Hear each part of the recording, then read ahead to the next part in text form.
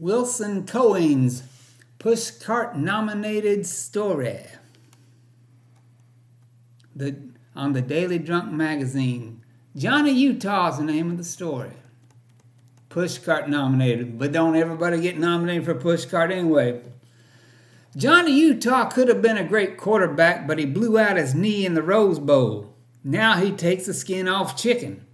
His partner Angelo Pappas greeted him first day on the job. "Welcome to SeaWorld, kid." He was an undercover FBI agent learning to surf at 25, brah. He made up a story about his parents dying in a car crash to get in good with a surfer girl named Taylor. That came back to bite him in his rookie ass. When he got in a fight for being shit on the waves, Bodie the surf guru came to his rescue and said, "Back off, war child, seriously." Johnny got in deep with a band of bank-robbing surf bums called the ex-presidents, though for a while he didn't realize. They were under his nose the whole time, but he didn't see it. The lines between good and bad, wrong and right blurred. It was all about the mantra of the life of riding waves. That's when the epiphany struck. These guys are the ex-presidents. Whoa! During a stakeout of a bank, Johnny had a hunch about Papa. Said, "Utah, get me 2. He meant 2 meatball sandwiches. He was so hungry he could eat the ass end out of a dead rhino. Johnny's hunch was right. They had the ex-presidents right where they wanted them.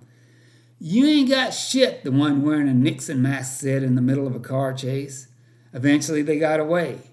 Johnny almost chased Bodie down on foot, but his bad knee betrayed him. He fired his clip into the air. He'd given away his undercover identity. The next day, they all went skydiving like nothing happened. Before they went up, Bodie showed Johnny a ransom video. He'd kidnapped Taylor.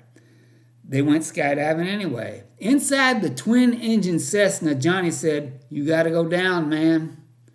Bodie responded, "I know it's hard on you, Johnny. You want me so bad it's like acid in your mouth, but not this time." There weren't enough parachutes for Johnny. Bodie tossed him a pistol and jumped. Johnny took a little time to rough up the plane, kicking and punching the seats and walls before he mustered the courage and jumped without a parachute. "You are one radical son of a bitch," Bodie said when Johnny latched onto his back. They plummeted in a half-Mexican standoff. Johnny with his hand on the trigger, Bodie refusing to pull the cord on the parachute. "Pull it!" "No, you pull it." "Pull it!" "Drop the gun and pull it." Johnny dropped the gun and pulled the cord.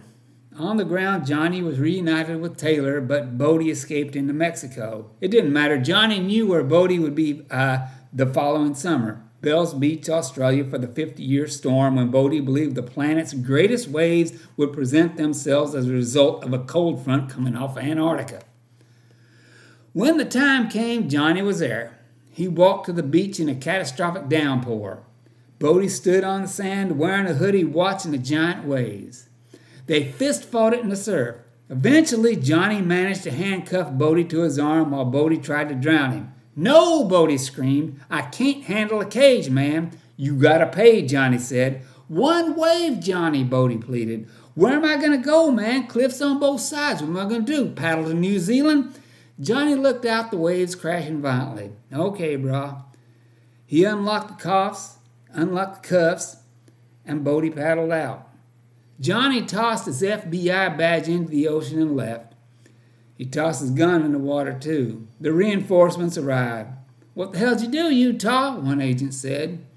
"We'll get him when he comes back in," said another. "He's not coming back," Johnny said and kept walking.